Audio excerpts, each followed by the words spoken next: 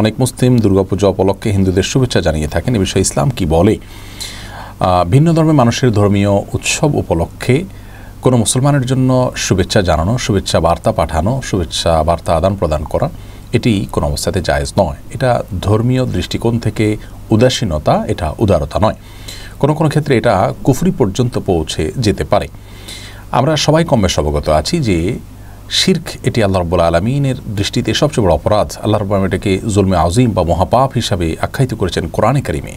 এবং শিরক করার পর যদি কেউ তওবা ছাড়া মৃত্যুবরণ করেন, সেই অপরাধকে আল্লাহ রাব্বুল আলামিন ক্ষমার অযোগ্য অপরাধ হিসাবে ঘোষণা করেছেন। আল্লাহর জমিনের সবচেয়ে বড় অপরাধ হিসাবে আল্লাহ তাআলা যেটিকে চিহ্নিত করেছেন, কোরআনে কারিমে আল্লাহ উল্লেখ করেছেন, একজন ইমানদার হিসাবে আপনি সেটিকে বিশ্বাস করেন, তাহলে সেই অপরাধটি যখন কেউ করছেন তার ধর্মীয় দৃষ্টিকোণ থেকে সঠিক এবং ভালো কাজ মনে করে, সেটা একান্তই তার ব্যাপার। তিনি এবং তার রবের মধ্যকার বিষয়, আল্লাহর সাথে তার বোঝাপড়া হবে সেটা নিয়ে।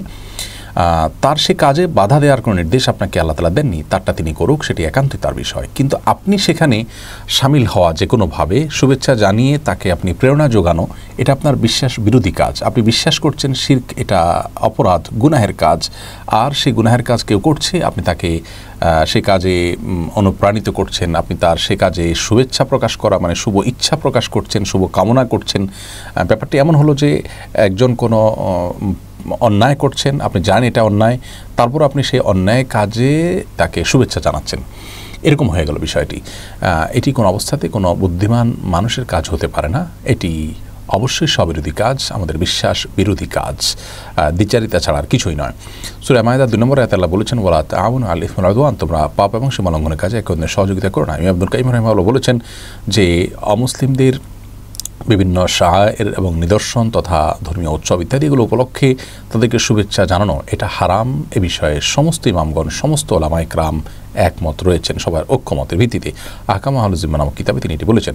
কোরআন কারিমে সূরা জুমারের 7 নম্বর আয়াতে আল্লাহ বলেছেন যে ইন তাকফুরু ফাইন্নাল্লাহা গানিয়্যুন আনকুম, তোমরা যদি কুফরি করো তো আল্লাহ তাআলার কোনো ঠেকা পড়েনি তোমাদের কাছে, আল্লাহ তাআলা তোমাদের প্রতি মুখাপেক্ষী নন।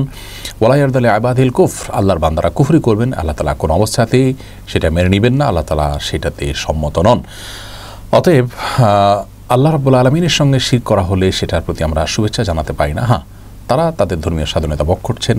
আল্লাহ নিজেই বলেছেন, ফামান শাআ ফালিউমিন ওয়া মান শাআ ফালিয়াকফুর, যার ইচ্ছা সে ঈমান আনবে, যার ইচ্ছা সে কুফরি করবে। যে কুফরি করবে তার পরিণাম সে আল্লাহর কাছে বুঝে পাবে, কিন্তু তার স্বাধীনতা আছে, তিনি তারটা করবেন। তারটা করতে কোনো প্রকার বাধা সৃষ্টি করা, বিঘ্ন সৃষ্টি করা এটি কোনো মুসলমানের জন্য জায়েজ নয়। কিন্তু তাই বলে মুসলমান তাকে উদারতার নাম দিয়ে শুভেচ্ছা জানাতে পারেন না।